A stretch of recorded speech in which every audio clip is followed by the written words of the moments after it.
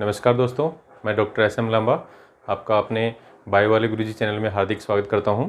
दोस्तों, आहार और पोषण का लास्ट 7वां जो भाग है, जिसमें हम भोजन के प्रमुख अवयवों को पढ़ेंगे, वो लेकर आया हूं। इसमें आज हम विटामिन बी कॉम्प्लेक्स को पढ़ेंगे।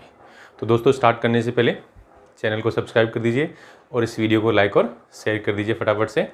तो आइए चलते हैं विटामिन बी कॉम्प्लेक्स। तो देखिए, विटामिन बी कॉम्प्लेक्स, इसके नाम में देखिए, विटामिन तो है ये और बी नाम इसका दिया है, लेकिन कॉम्प्लेक्स मतलब बहुत ही जटिल है, यानी इसमें कई प्रकार के विटामिन शामिल हैं। तो उन कई प्रकार के विटामिनों के हम रासायनिक नाम तो हम पढ़ चुके हैं। आज हम पढ़ेंगे कि वो विटामिन हमें कहाँ से प्राप्त होते हैं, यानी उसका स्रोत क्या है, उसका कार्य क्या है हमारे शरीर में, और साथ में ही कमी से क्या क्या रोग हो सकते हैं। तो देखिए, पहला जो विटामिन है वो है विटामिन B1, यानी बी कॉम्प्लेक्स में पहला जो है वह विटामिन B1।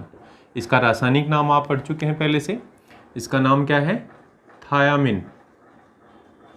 थायामिन इसका रासायनिक नाम है।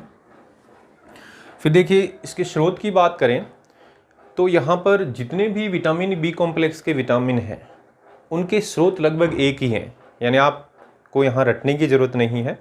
यहाँ पर ऐसे ध्यान रख सकते हैं, जितने भी अनाज जो खाते हैं वो, जितने भी फल, जितने भी सब्जियां, यानी फल हो गए, सब्जियां हो गए, अनाज हो गया। इसके अलावा दूध, दही, अंडे, मांस, मछली, यकृत और ऐसे ही जो यीस्ट होता है वो, तो ये लगभग सारे स्रोत हैं और इनमें विटामिन बी कॉम्प्लेक्स के जो ये विटामिन हैं कहीं ना कहीं उपस्थित होते हैं।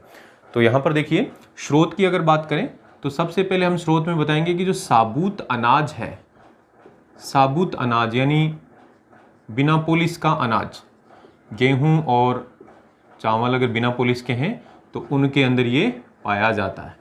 इसके अलावा दूध, इसके अलावा कह सकते हैं अंडे, इसके अलावा यकृत, मीट, है ना, ये सारे। और आप यहाँ पर जो सब्जियां खाते हैं वो सब्जियां भी इसका स्रोत है। तो देखिए, यहाँ पर कोई विशेष प्रश्न नहीं बनेगा कभी भी कॉम्पिटिटिव एग्जाम में कि विटामिन B1, B2, B3 किससे प्राप्त होते हैं। कुछ विशेष विटामिन आएंगे इस विटामिन बी कॉम्प्लेक्स में, उनके स्रोत पे हम जोर देंगे। तो यहाँ स्पेशली आपको ध्यान रखना है कि जो साबुत अनाज है ना, जो बिना पॉलिश का अनाज, उसमें B1 काफ़ी पर्याप्त मात्रा में होता है। अब देखिए, कार्य क्या करता है हमारे शरीर में। तो आप यहाँ कह सकते हैं कि जो थायमिन नाम का जो विटामिन है, ये हमारे शरीर के अंदर कुछ उपापचय क्रियाओं का नियमन करता है, स्पेशली जो श्वसन क्रियाएं हैं, श्वसन क्रियाओं का नियमन, यानी ऊर्जा संबंधित जो क्रियाएं हैं उनका नियमन करता है। साथ में ये तंत्रिका कोशिकाओं को सक्रिय बनाता है, तंत्रिका कोशिकाओं को सक्रिय करना, ये इसका काम है। तो यहाँ पर भी देखो, कोई खास प्रश्न नहीं बनेगा, क्योंकि डायरेक्ट कोई भी प्रश्न नहीं आएगा कि कौन सा विटामिन श्वसन क्रियाओं को नियमित करता है या तंत्रिका कोशिकाओं से संबंधित है। लेकिन यहाँ पर इसकी कमी जब हो जाती है तो कुछ रोग उत्पन्न हो जाते हैं, उन रोगों के हिसाब से जरूर प्रश्न आता है। तो यहाँ पर जो इम्पोर्टेंट जो चीज़ है वो क्या है कि कमी से होने वाले रोग यहाँ पर इम्पोर्टेंट है। तो यहाँ देखिए, कमी से कौन सा रोग होता है, तो एक वेरी फेमस रोग है जिसको बोलते हैं बेरी बेरी रोग। ये बेरी बेरी रोग हृदय और त्वचा से संबंधित है एक तरीके से, यानी जो तंत्रिकाएं हैं उनसे संबंधित है। तो आप यहाँ कह सकते हैं बेरी बेरी रोग जो है हृदय व त्वचा की जो तंत्रिकाएं होती हैं, त्वचा की तंत्रिकाएं, उनसे संबंधित रोग है। ये मैंने आपको इसलिए बताया कि जो बेरी बेरी रोग का तो क्वेश्चन आता है, लेकिन ये हृदय से, यानी हृदय के अंदर भी आप कह सकते हैं इसका प्रतिकूल प्रभाव पड़ता है इस विटामिन की कमी से, और त्वचा में जो तंत्रिकाएं हैं उन पर भी प्रतिकूल प्रभाव पड़ता है, क्योंकि हमने बोला तंत्रिका कोशिकाओं सक्रिय करता है। तो कम हो जाएगा तो तंत्रिका कोशिकाएं थोड़ी सी निष्क्रिय होने लगेंगी, जिसकी वजह से ऐसे मान सकते हैं एक तरीके से कमजोर तरीके का लकवा है ये, है ना, यानी हाथों और पैरों में इसका प्रभाव पड़ता है। ऐसे ही यहाँ पर दूसरा एक रोग है जिसको हम पोलीन्यूराइटिस कहेंगे, पॉलीन्यूराइटिस का मतलब लगभग शरीर की सारी तंत्रिकाओं के अंदर ही सूजन आ जाती है और दर्द रहने लगता है शरीर में, ठीक है ना। तो ये पॉलीन्यूराइटिस तो कोई जनरल साइंस में नहीं पूछा जाता है, लेकिन बेरी रोग बहुत ज़्यादा पूछा जाता है। तो यहाँ पर देखिए कमी से 2 रोग हो रहे हैं, इन 2 रोगों के नाम पर ही यहाँ पर हम इसके 2 अन्य नाम भी बताएंगे। तो यहाँ देखिए अन्य नाम की बात करें तो यहाँ पर एक तो हो गया एंटी बेरी विटामिन, क्योंकि ये बेरी रोग इसकी कमी से बेरी रोग होता है, तो जब इसको खाएंगे तो बेरी रोग नहीं होगा, इसलिए एंटी बेरी विटामिन। ऐसे ही यहाँ पर ये क्या कर रहा है, पॉलीन्यूराइटिस, तो जब इसको देंगे तो न्यूराइटिस को कम करेगा, तो यहाँ कह देंगे ये एंटी न्यूराइटिक विटामिन भी है। तो इस तरीके से एंटी बेरी या एंटी न्यूराइटिक जो नाम आया है ये जस्ट इसकी कमी से होने वाले रोगों के आधार पर ही आया है, ठीक है। अब चलते हैं नेक्स्ट विटामिन, और वो विटामिन है विटामिन B2। विटामिन B2, तो B2 का जो रासायनिक नाम आप पहले ही पढ़ चुके हैं, इसका रासायनिक नाम क्या है, राइबोफ्लेविन। अब ये जो राइबोफ्लेविन है ये पीले रंग का होता है, इसलिए इसको पीत विटामिन या पीला विटामिन भी कहते हैं, ठीक है। ऐसे ही यहाँ पर ये गाय के दूध में पाया जाता है, तो गाय के दूध में जो पीलापन है वैसे तो कैरोटीन की वजह से होता है, लेकिन यहाँ पर गाय के दूध में विटामिन B2 भी होता है, यानी राइबोफ्लेविन भी होता है, जिसकी वजह से उसमें और भी ज़्यादा पीलापन होता है, तो लैक्टोफ्लेविन इसका नाम है। ठीक ऐसे ही यहाँ पर एक अन्य नाम भी है जो हो सकता है एग्जाम में आ जाए, विटामिन G। विटामिन G भी इसको B2 को ही कहते हैं। ये जो नाम है सारे डिराइव्ड नेम हैं, तो ये नाम जनरल साइंस में पूछे जा सकते हैं, इसलिए हमने यहाँ मेंशन किया है, ठीक है। तो अब चलते हैं इसके स्रोत पे। तो स्रोत की बात जब करेंगे तो स्रोत में तो देखो यहाँ पर आप कह सकते हैं वो ही चीज़ें हैं मेनली कि दूध है, अंडे हैं, यकृत है, मीट है ना, ईस्ट है, ये सारी चीज़ें होंगी, तो इसको बार बार लिखने की ज़रूरत नहीं है। तो आप चाहें तो दूध से बनी हुई जो चीज़ है जैसे पनीर, और ऐसे ही आप कह सकते हैं ईस्ट के अलावा जो अंडा, मांस यानी जो मीट है ना, मछली, यकृत, ये सारी जो चीज़ें हैं जो मांसाहारी हैं, और साथ में दूध वगैरह ये भी हैं इनमें भी, और ऐसे ही जो अनाज हैं उनमें भी इसकी मात्रा होती है। तो कुल मिला के ये कह सकते हैं स्रोतों के बारे में यहाँ जनरल साइंस में कोई खास क्वेश्चन नहीं आने वाला है। अब देखिए विटामिन B2 का कार्य क्या है। तो विटामिन B2 जो है वो क्या कार्य करता है, तो बोले यहाँ पर आपने 2 नाम सुने होंगे, एक तो सुना होगा कि FAD और एक FMN शॉर्ट नाम है। तो आप यहाँ कह सकते हैं कि जो शारीरिक वृद्धि हेतु आवश्यक FAD व FMN ये को एंजाइम एक तरीके से को सहकारक हैं, को फैक्टर हैं एंजाइम्स के, तो ये सहकारक हैं, को फैक्टर हैं एंजाइम के। तो शारीरिक वृद्धि हेतु FAD और FMN जो सहकारक है ना का निर्माण करता है।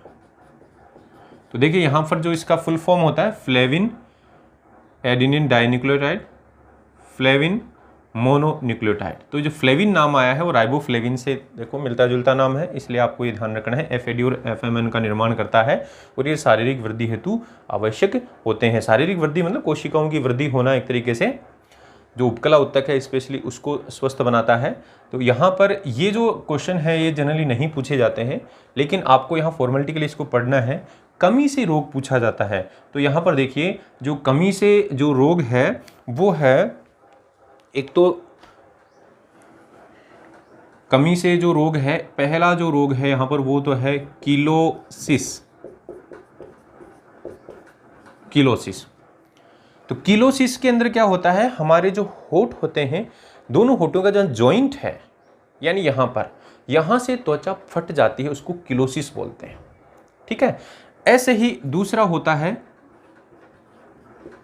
ग्लोसाइटिस। ग्लोसाइटिस में जो जीभ है उस पर लाल दाने, उस पर छाले हो जाते हैं, उस पर जलन होती है और अंदर की तरफ गालों पर भी छाले हो जाते हैं, तो ग्लोसाइटिस है। ठीक ऐसे ही एक है कीरेटाइटिस। कीरेटाइटिस में क्या होता है, त्वचा पर केराटिन का जमाव हो जाता है, यानी हमारे जैसे कई में देखा होगा विटामिन इसकी कमी की वजह से, B2 की कमी की वजह से जो गाल होते हैं, गाल फट जाते हैं, क्रैकिंग आ जाती है ना, स्पेशली सर्दियों के टाइम में। तो किलोसिस, ग्लोसाइटिस और कीरेटाइटिस ये 3 रोग हैं इससे संबंधित। इनमें से जो किलोसिस है वो इम्पोर्टेंट है, ठीक है ना। फिर भी आपको ग्लोसाइटिस और कीरेटाइटिस मैंने बता दिया। ग्लोसाइटिस जीभ पर छाले, जीभ पर लाल दाने, जीभ पे जलन होना, और कीरेटाइटिस मतलब त्वचा पे जलन होना, त्वचा फट जाती है, और किलोसिस का मतलब होठों के आसपास की जो त्वचा है वो उसका फटना, ये कहलाता है। अब देखिए तीसरा जो विटामिन है वो क्या है, तो तीसरा विटामिन यहां पर हम पढ़ेंगे विटामिन B3। विटामिन B3 का जो नाम है काफ़ी फेमस नाम है, इसका नाम है नियासिन। नियासिन को ही निकोटिनिक अम्ल कहा जाता है। नियासिन को ही क्या कहते हैं, निकोटिनिक अम्ल बोलते हैं, और इसी को आप निकोटिनामाइड भी कह सकते हैं। इसी का दूसरा नाम है निकोटिनामाइड। तो यहाँ पर आप कह सकते हैं कि नियासिन, निकोटिनिक अम्ल और निकोटिनामाइड ये विटामिन B3 के ही नाम है। यहाँ पर अगर स्रोतों की अगर बात करें तो वो ही स्रोत होंगे, कोई विशेष स्रोत नहीं है यहाँ पर। तो स्रोत कौन कौन से होंगे यहाँ पर, तो बोले ये जो ऊपर लिखे हैं सारे के सारे यही स्रोत हैं, कोई विशेष स्रोत नहीं है, इसलिए आपको इसमें ज़्यादा जोर नहीं देना है स्रोतों पर। लेकिन कार्य की अगर बात करें तो कार्य में जो निकोटिनिक अम्ल है यानी जो नियासिन है ये क्या करता है, तो यहाँ पर कह सकते हैं NAD व NADP, ये आप श्वसन क्रियाओं के दौरान को फैक्टर हैं, श्वसन क्रियाएं होती हैं, प्रकाश संश्लेषण होता है, तो वहाँ पर ये एज ए सहकारक के रूप में एंजाइमों की सहायता करते हैं। यानी NAD और NADP क्या करते हैं, ये एंजाइमों की सहायता करते हैं। तो कह सकते हैं NAD और NADP का निर्माण कौन करता है, ये विटामिन B3 करता है। तो इस तरीके से ये जो कोशिका के अंदर श्वसन क्रियाएं और प्रकाश संश्लेषी क्रियाएं चलती हैं, स्पेशली जंतुओं की बात करें तो जो श्वसन क्रियाएं चलती हैं उनके अंदर ये काम में आते हैं। अब यहाँ पर देखिए इसके अलावा एक काम और करता है नियासिन, और वो क्या काम करेगा कि ये जो रक्त के अंदर, रक्त में कोलेस्टेरोल होता है, कोलेस्टेरोल का लेवल कम करता है, यानी रक्त में वसा का जो लेवल है वो स्तर जो है कम करता है। तो इसकी वजह से क्या होगा, तो बोले इसकी वजह से कोलेस्ट्रॉल का लेवल कम होने से क्या होगा, तो कह सकते हैं कि कोलेस्ट्रॉल का लेवल कम होने से क्या होता है, यहाँ पर कोलेस्ट्रॉल का लेवल कम होने से क्या होगा दोस्तों, तो कोलेस्ट्रॉल का लेवल कम होने से आपको हार्ट अटैक आने के चांसेस कम हो जाते हैं। तो इसलिए विटामिन कितना इंपॉर्टेंट है। ऐसे ही यहाँ पर एक कार्य और है इसका, जो आहार नाल है, आहार नाल के अंदर की जो तंत्रिकाएं हैं स्पेशली, और वह जो तंत्रिका तंत्र है, तंत्रिका तंत्र की क्रियाशीलता को बनाए रखता है, उसकी क्रियाशीलता में ये सहायक है। तो देखिए ये जो नया जो चीज़ आई है इससे संबंधित तो कुछ रोग भी होंगे, अब आगे हम पढ़ेंगे। तो आहार नाल और तंत्रिका तंत्र की क्रियाशीलता में ये सहायक होता है ये विटामिन। तो अब देखते हैं इसकी कमी से होने वाले रोग। तो इसकी कमी से होने वाले रोगों में जो मेन रोग है, जो आप कह सकते हैं इसको एक नाम दिया जाता है पेलाग्रा रोग, जो काफ़ी फेमस है, बहुत बार क्वेश्चनों में आया भी है, तो ये काफ़ी इंपॉर्टेंट रोग है। अब देखिए इस रोग में क्या होता है, इस रोग को जनरली 4D रोग भी कहते हैं। कौन सा रोग, 4D रोग। अब ये 4D का मतलब क्या है, तो हमने यहाँ कहा कि ये आहार नाल व तंत्रिका तंत्र की क्रियाशीलता में सहायक होता है। तो देखो तंत्रिकाओं के अंदर प्रॉब्लम होने से त्वचा पर भी सूजन आ जाती है, जिसको हम बोलते हैं डर्मेटाइटिस। तो यहाँ कहेंगे कि जो पहला जो लक्षण है इस पेलाग्रा का वो है डर्मेटाइटिस, यानी त्वचा पर सूजन, त्वचा पे चकत्ते से हो जाते हैं, सफ़ेद सफ़ेद चकत्ते। फिर उसके बाद में इस डर्मेटाइटिस के बाद में और ज़्यादा अगर कमी हो जाती है तो हम कहेंगे कि डायरिया हो जाएगा। क्योंकि आहार नाल से संबंधित है, आहार नाल की क्रियाशीलता से संबंधित, तो कमी होने से क्या डायरिया यानी लूज मोशन हो जाएंगे, दस्त हो जाएंगे। डायरिया के बाद में अगर मान लीजिए और कमी हो जाती है तो डिमेंशिया हो जाता है। डिमेंशिया का मतलब है याददाश्त में कमी, यानी तंत्रिकाओं से संबंधित है तो तंत्रिका तंत्र की क्रियाशीलता कम हो जाएगी तो क्या हो जाएगा, डिमेंशिया। तो देखिए त्वचा पे सूजन, डायरिया यानी दस्त, और डिमेंशिया यानी याददाश्त में कमी, और ज़्यादा कमी हो जाती है तो हो जाती है डेथ यानी मृत्यु। तो इस तरीके से आपने देखा कि विटामिन बी जो 3 है वो 4D रोग कहलाता है। इसमें 4D आ गए, देखो यहाँ पर भी डी है, डर्मेटाइटिस में भी डी, डायरिया में भी डी, डिमेंशिया में भी डी और डेथ में भी डी। तो इस प्रकार से जो चारों डी हैं ये हो गई, इसलिए इसको 4D रोग भी बोलते हैं, पेलाग्रा रोग भी कहते हैं, यानी पेलाग्रा रोग को ही 4D रोग कहा जाता है। तो इस प्रकार से आपने देखा विटामिन B3 काफ़ी महत्वपूर्ण विटामिन है, अगर ये कम हो जाएगा तो ये रोग हो जाएंगे। फिर चलते हैं नेक्स्ट, और नेक्स्ट है विटामिन B5। 4 तो है ही नहीं ना, तो जो B5 है इसका जो नाम है वो है पेंटोथेनिक अम्ल। पढ़ चुके हैं, पेंटोथेनिक अम्ल है, हालांकि और इसके कोई विशेष नाम नहीं है, हमें यहाँ ज़्यादा नहीं देना। वैसे एंटी डर्मेटाइटिक भी बोलते हैं, यानी इसको एंटी डर्मेटाइटिक विटामिन भी कहते हैं, लेकिन वो बार बार यूज नहीं करना है क्योंकि आगे B6 के लिए वो यूज होगा। तो ये पेंटोथेनिक अम्ल ही इसका नाम हमें याद रखना है। इसके स्रोतों की बात करें तो यही स्रोत लगभग यहाँ पर भी होंगे, कोई विशेष नाम जनित स्रोत नहीं है। अब यहाँ पर कार्य क्या करता है, तो बोले विटामिन B5 ये भी तंत्रिकाओं से ही संबंधित है, तंत्रिकाओं को स्वस्थ बनाए रखता है। तो त्वचा व जो तंत्रिकाएं हैं उनको, तो आप यहाँ कह सकते हैं त्वचा व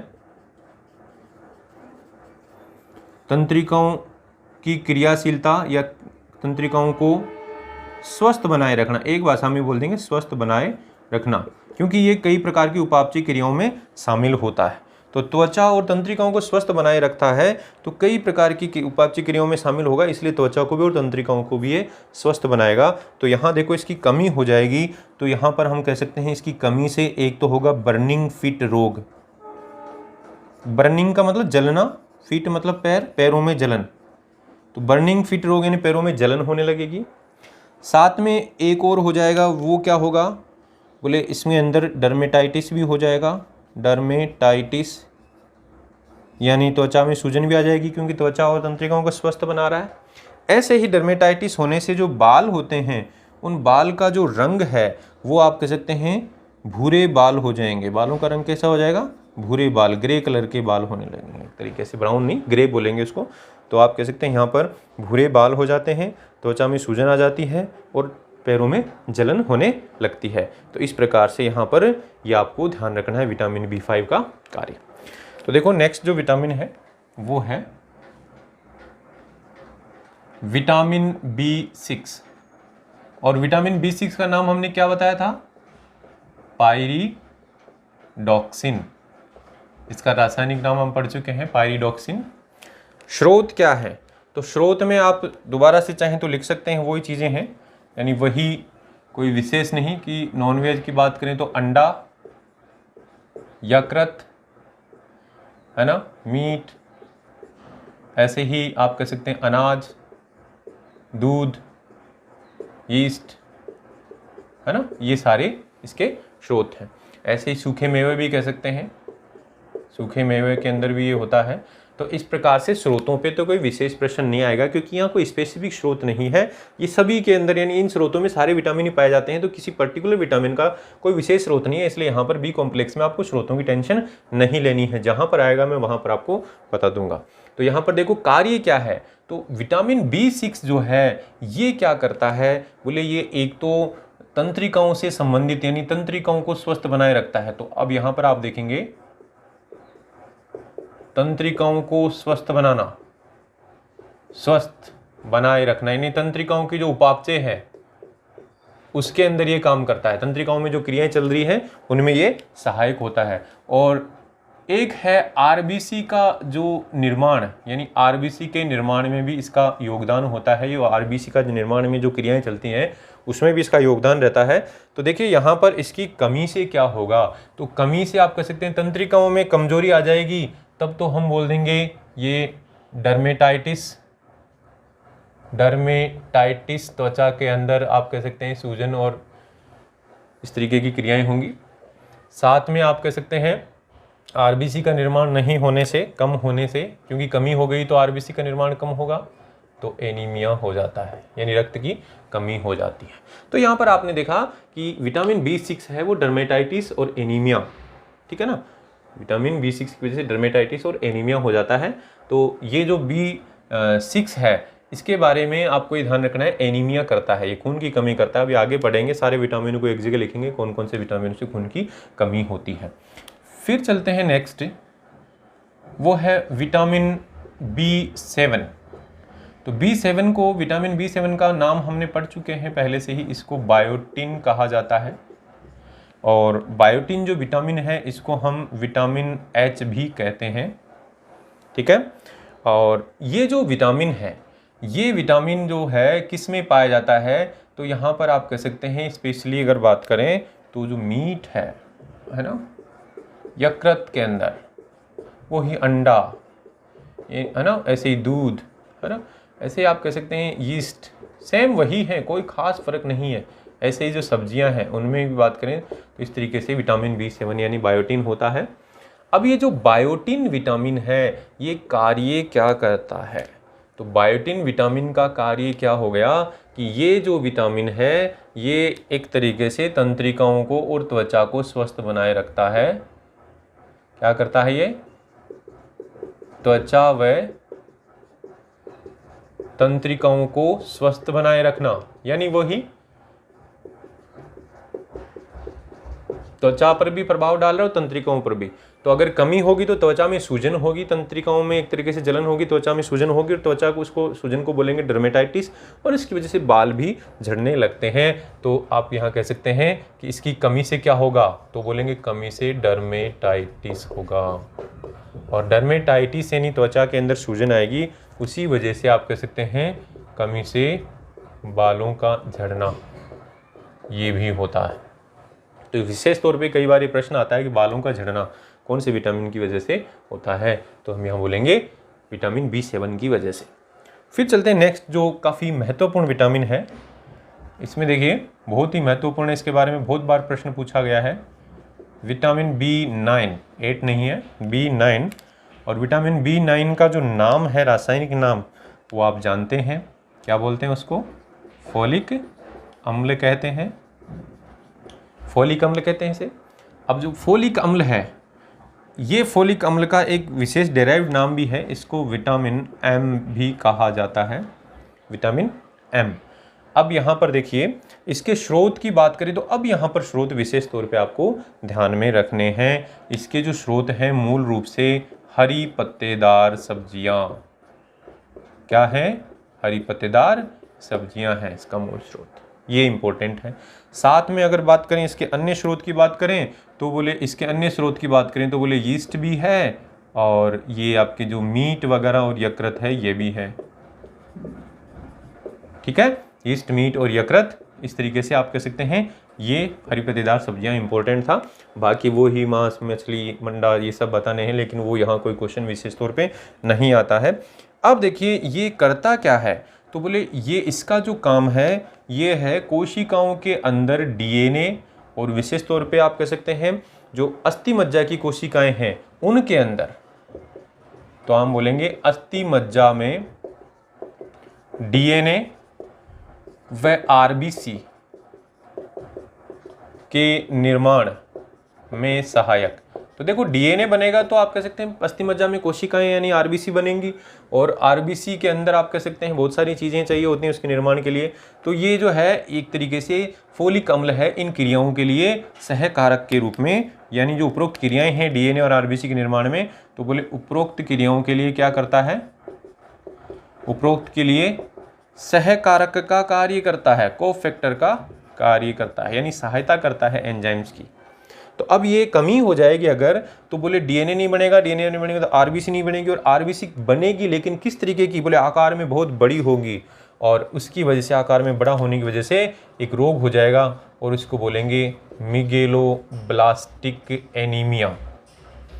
मेगेलोब्लास्टिक एनीमिया, यानी ये भी एक तरीके से खून की कमी ही है, लेकिन यहाँ पर क्या हो रहा है, बोले आरबीसी जो है वो आकार में बड़ी हो गई है, आरबीसी का आकार बढ़ा। तो बड़ा आकार कहने का मतलब विकृत आरबीसी हो गई जो हमारे काम की नहीं है। तो इस प्रकार से यहाँ पर B9 है वो रक्त निर्माण के लिए बहुत इंपॉर्टेंट है, और ये क्वेश्चन बहुत बार आया हुआ है कि मेगेलोब्लास्टिक एनीमिया किस विटामिन की कमी से होता है, ठीक है ना, या फोलिक अम्ल है कौन सा विटामिन है, किस में पाया जाता है, ये इंपॉर्टेंट चीज़ है।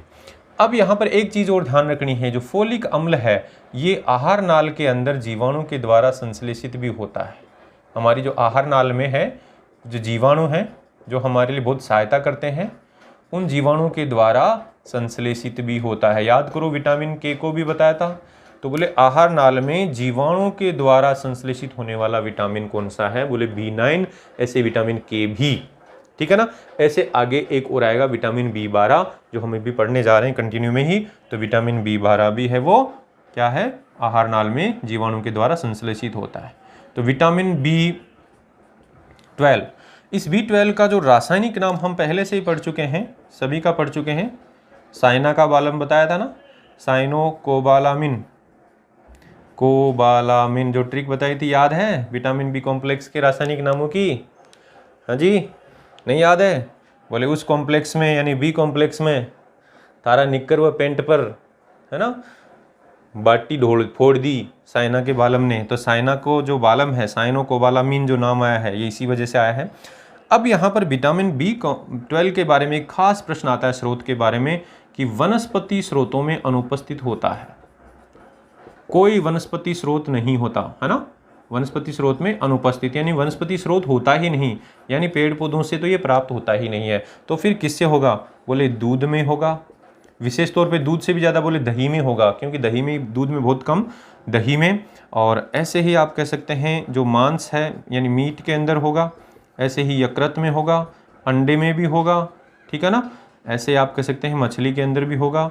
तो जो नॉनवेज जो सोर्स हैं यानी जो मांसाहारी जो पदार्थ हैं उनसे ही ये आप कह सकते हैं प्राप्त होता है मूल रूप से। लेकिन फिर भी देखिए हमें कहाँ से प्राप्त होगा, तो हमारे लिए कह सकते हैं शाकाहारी, हमें का मतलब जो शाकाहारी है ना, तो शाकाहारी के अंदर बोले दही, इसलिए दही खाना जरूरी है क्योंकि दही के अंदर विटामिन B12 बनता है। दही में एक जीवाणु होता है लैक्टोबैसिलस, वो लैक्टोबैसिलस इस जीवाणु को, वो सॉरी लैक्टोबैसिलस जो जीवाणु है वो आप कह सकते हैं दही के अंदर क्या बनाता है, विटामिन B12। तो यहाँ पर आप कह सकते हैं आहार नाल के अंदर भी इसका निर्माण होता है, आहार नाल में भी, है ना, इसका क्या होता है, संश्लेषण होता है। तो ये आपको ध्यान रखना है। आहार नाल में और कौन सा विटामिन बना, बोले विटामिन B12, विटामिन B9, ऐसे विटामिन के, तो ये जीवाणु के द्वारा आहार नाल में इनका संश्लेषण होता है। तो और वनस्पति स्रोतों में नहीं होता, मांसाहारी यानी जो जंतुओं से प्राप्त उत्पाद हैं उन्हीं के अंदर ये होता है, ठीक है। अब चलते हैं इसका कार्य, तो इसका कार्य भी वही है, यानी कोशिकाओं के अंदर वही, जैसे फोलिक अम्ल का जो कार्य है, तो आप कह सकते हैं आरबीसी व डीएनए के निर्माण में, है ना, सहकारक के रूप में, यानी एक तरीके से ये काफ़ी इम्पोर्टेंट चीज़ है। तो अब इसकी कमी होगी तो आरबीसी नहीं बनेगी, यानी आरबीसी बहुत कम बनेगी, आरबीसी एक तरीके से कम बनेगी, जिसको हम बोलते हैं पर्नीशियस एनीमिया, पर्नीशियस एनीमिया। तो ये नाम से ही आता है कि कौन सा एनीमिया विटामिन B12 की वजह से हो जाता है, तो बोले पर्नीशियस एनीमिया, B9 की वजह से मेगेलोब्लास्टिक एनीमिया। तो यहाँ पर आपको पर्नीशियस एनीमिया का ध्यान रखना है। इसमें क्या कह सकते हैं कि आरबीसी का जो निर्माण है वो नहीं होता है, क्या नहीं होता है, आरबीसी का निर्माण नहीं होता है।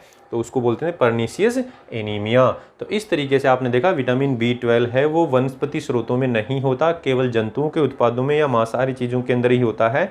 इसका नाम हमने पढ़ा, ये आहार नाल में संश्लेषित होता है। तो यहाँ पर जो प्रश्न आते हैं इसका रासायनिक नाम आता है, आहार नाल में संश्लेषण का आता है, वनस्पति स्रोतों में नहीं होता ये आता है, साथ में बोले पर्नीशियस एनीमिया वाला। तो यहाँ से क्वेश्चन बहुत बार आया है। ऐसे ही यहाँ पर एक क्वेश्चन और आता है कि जो विटामिन B12 है उसके निर्माण के लिए एक धातु तत्व आवश्यक होता है। अभी खनिज लवणों में हम पढ़ेंगे भी, तो उस धातु तत्व का नाम है बोले कोबाल्ट तत्व। देखो नाम में भी आ रहा है साइनो कोबाल्ट है ना। तो कोबाल्ट तत्व किसके निर्माण के लिए आवश्यक होता है? बोले कोबाल्ट तत्व विटामिन B12 के निर्माण के लिए आवश्यक होता है, कोबाल्ट तत्व आवश्यक।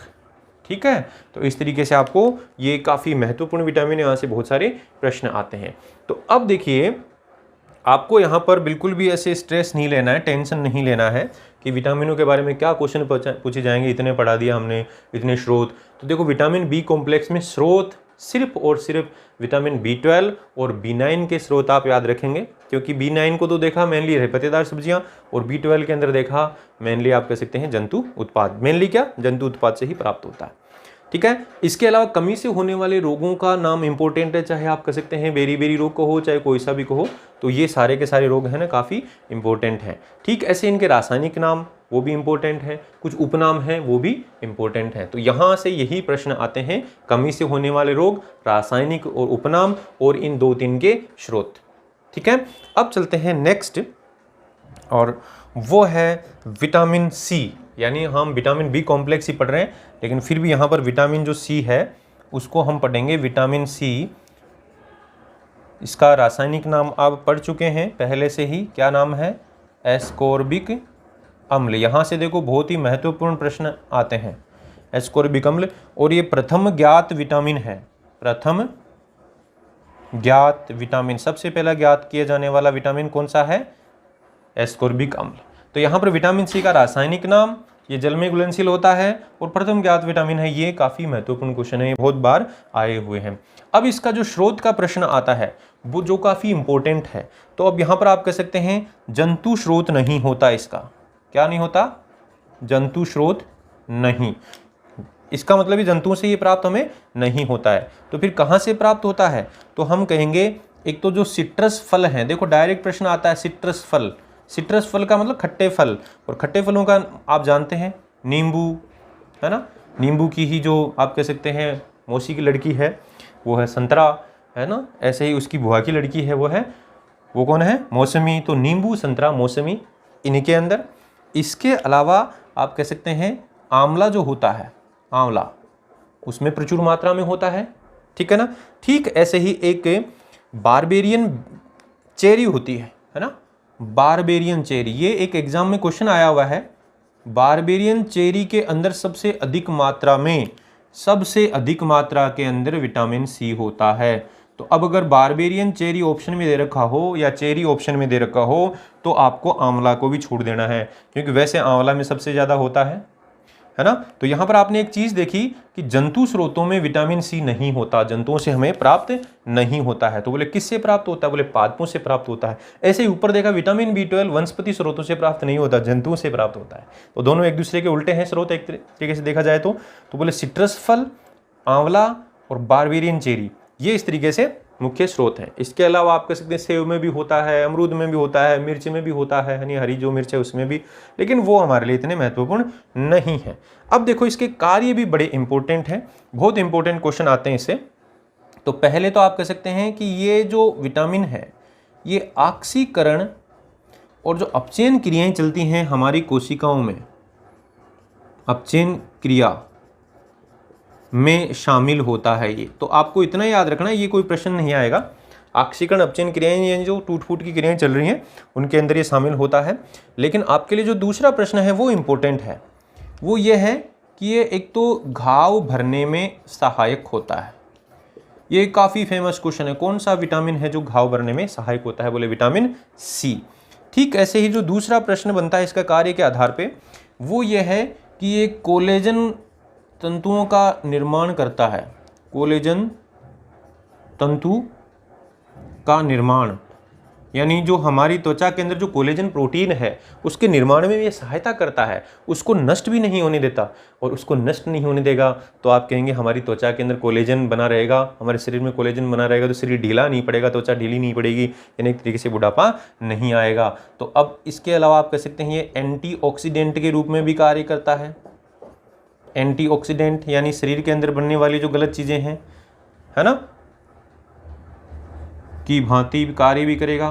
तो शरीर में बनने वाली गलत चीज़ों को ये नष्ट कर देगा, जिससे आप कह सकते हैं जल्दी से हमारा शरीर खराब नहीं होता, बुढ़ापा नहीं आता है। तो घाव भरने में सहायक, कोलेजन तंतुओं का निर्माण और ऑक्सीकरण और अपचन क्रिया में ये शामिल होता है। तो इस तरीके से आपको ये ध्यान में रखना है। अब देखिए इसके कमी से जो रोग है, तो बोले एक रोग हो जाता है, उस रोग को बोलते हैं स्कर्वी रोग। क्या कहते हैं? स्कर्वी रोग। अब स्कर्वी रोग के अंदर होता क्या है?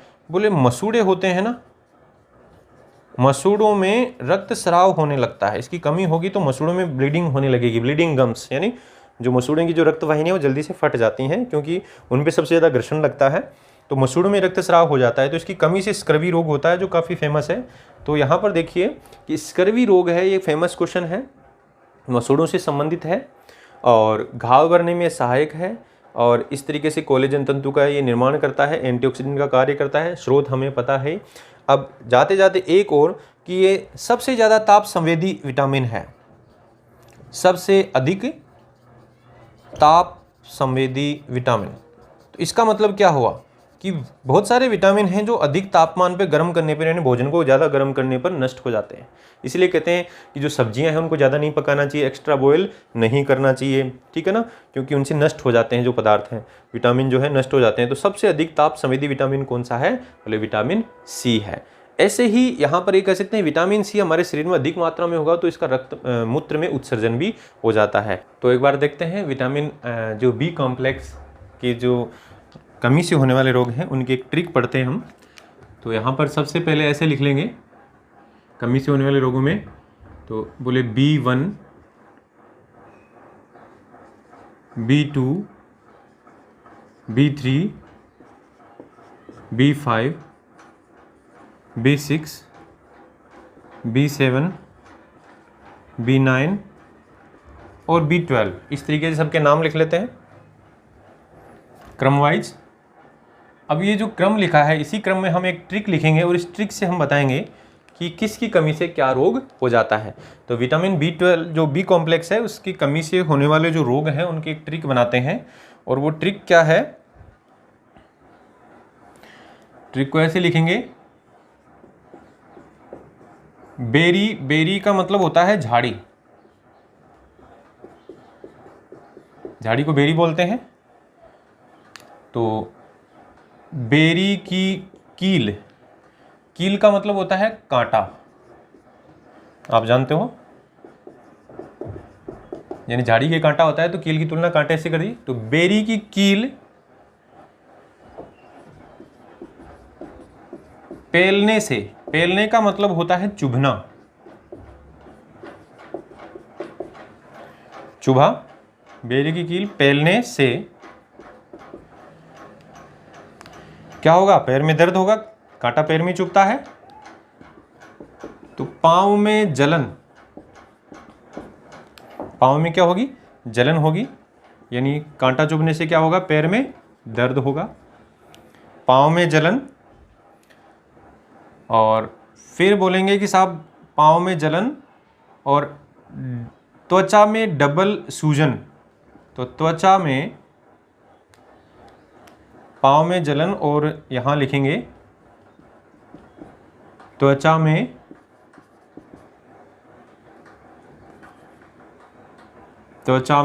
डबल सूजन। डबल सूजन का मतलब एक बार सूजन यहाँ पर और एक बार सूजन यहाँ पर, दो जगह लिख देते हैं B6 और B7 की जगह। तो बोले यहाँ पर ऐसे कि त्वचा में डबल सूजन। तो ये जो डबल सूजन है इसका भी हम ट्रिक बनाएंगे आगे, रोग निकालेंगे कौन सा रोग होता है। तो देखो, बेरी की कील पेलने से पाँव में जलन, त्वचा में डबल सूजन, यानी दो बार सूजन हो गई। अब और क्या होगा? तो बोले रक्त में मेगा ब्लास्ट, मेगा ब्लास्ट, रक्त में बहुत बड़ा ब्लास्ट हुआ, रक्त में मेगा ब्लास्ट होने से, रक्त में मेगा ब्लास्ट होने से क्या होगा, आरबीसी पसर गई। पसर गई का मतलब फैल गई, बिखर गई। तो यहां देखो एक सेंटेंस बना है कि बेरी, यहां सेंटेंस देखिए कि बेरी की कील पेलने से पांव में जलन, त्वचा में डबल सूजन, रक्त में मेगा ब्लास्ट होने से आरबीसी पसर गई। अब इसको देखो कैसे हम यहाँ पर कमी से रोग कैसे बनाएंगे। तो बोले बेरी, यानी यहाँ पर ट्रिक को तो ऐसे याद रखना है, बोले झाड़ी का यानी बेरी का जो कांटा है यानी जो कील है वो चुभने यानी पेलने से पैर में यानी जलन हुई और त्वचा में डबल सूजन आ गई, डबल सूजन आ गई और उससे रक्त के अंदर मेगा ब्लास्ट हुआ, बहुत ही बड़ा ब्लास्ट हुआ और इससे आरबीसी पसर गई, है ना। ऐसे एक सिंपल सा वाक्य है, बेरी की कील पेलने से पांव में जलन, त्वचा में डबल सूजन और रक्त में मेगा ब्लास्ट होने से आरबीसी पसर गई। अब यहाँ पर हम रोग, कमी से जो रोग हैं उनको बताएंगे। देखो कमी से रोग क्या होगा, तो B1 की कमी से रोग क्या होता है, बोले बेरी बेरी, तो बेरी से बेरी बेरी याद रखेंगे, तो कौन सा रोग होगा, बेरी बेरी रोग। फिर कील, कील से आप बताएंगे कौन सा रोग, तो कहेंगे कीलोसिस। कीलोसिस, कील से कौन सा रोग बताएंगे, कीलोसिस। पेलने से कौन सा, पेलने से बताएंगे यहां पेलाग्रा, पेलना मतलब चुभना। और पांव में जलन से यहां क्या बताएंगे, बोले बर्निंग फीट, बताया था ना, बर्निंग फीट यानी पांव में जलन। साथ में इसमें डर्मेटाइटिस भी होता है, ये भी आपको ध्यान रखना है, डर्मेटाइटिस भी। ठीक ऐसे ही यहाँ पर त्वचा में जो सूजन है इसको हम बोलेंगे डर्मेटाइटिस। तो देखो विटामिन B6 की वजह से भी डर्मेटाइटिस होता है, B7 की वजह से भी डर्मेटाइटिस होता है, इसलिए हमने ट्रिक में बताया डबल सूजन, त्वचा में क्या है, डबल सूजन, तो डर्मेटाइटिस को बोलते हैं त्वचा में सूजन। ऐसे ही जो B6 है उसके साथ में और क्या होता है, बोले खून की कमी भी होती है, यानी एनीमिया भी हो जाता है। ठीक है, त्वचा में डबल सूजन यानी दोनों में डर्मेटाइटिस, पाँव में जलन यानी बर्निंग फीट, दोनों में डर्मेटाइटिस। और फिर रक्त में मेगा ब्लास्ट, रक्त में मेगा ब्लास्ट यानी बहुत बड़ा ब्लास्ट हुआ, तो इस मेगा ब्लास्ट को हम क्या कह देंगे, इसको बोल देंगे मिगेलो ब्लास्टिक एनीमिया। भाई खून के अंदर ब्लास्ट हुआ ना, तो खून की कमी तो हो गई यानी एनीमिया होगा, तो मिगेलोब्लास्टिक यानी रक्त में मेगा ब्लास्ट, मिगेलोब्लास्टिक एनीमिया। आरबीसी पसर गई, अब ब्लास्ट हुआ तो आरबीसी क्या हो गई, पसर गई, यानी आरबीसी एक तरीके से कम बनी, बिखर गई। बिखर गई का मतलब, पसरना का मतलब होता है, राजस्थानी के अंदर बोलते हैं पसरना मतलब फैल जाना, तो फैल गई कोई चीज़ तो कम रहेगी, क्योंकि बाकी की जगह चली गई, यहाँ तो कम रहेगी ना। तो बोले आरबीसी पसरने का मतलब आरबीसी की कमी आ गई, और अब आरबीसी कमी आ गई तो इस कमी को बोलते हैं परनीसियस एनीमिया, परनीसियस एनीमिया। तो आरबीसी फैल गई यानी आरबीसी की कमी हो गई, यानी खून की कमी हो गई, और तो फैल गई यानी पसर गई, तो पसर से आ गया परनीसियस। तो आप यहाँ याद रख सकते हैं कि बेरी की कील पेलने से पाँव में जलन, त्वचा में डबल सूजन और रक्त में मेगा ब्लास्ट होने से आरबीसी पसर गई।